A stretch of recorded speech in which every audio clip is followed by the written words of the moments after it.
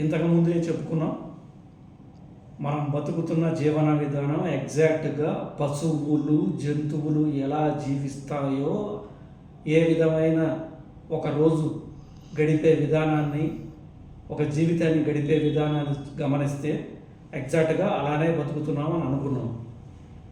మరి కనీసం అలా ఉన్నా బతకకుండా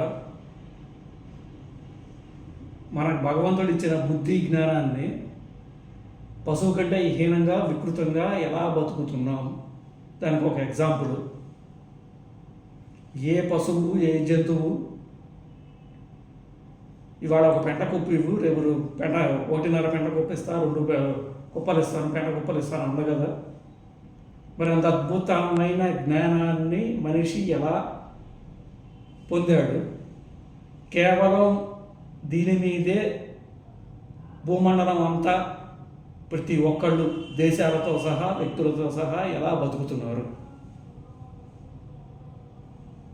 అసలు మూల కారణం మొట్టమొదటి అడుగే తప్పుడు దారిలో నడిచాడు మానవుడు. అది అప్రతిఘాతంగా అడ్డదిడ్డంగా మనం దారుల్లో వెళ్తున్నాం. అందుకే ఈ అడ్డగోలు బతుకులు కాదా? అవునా?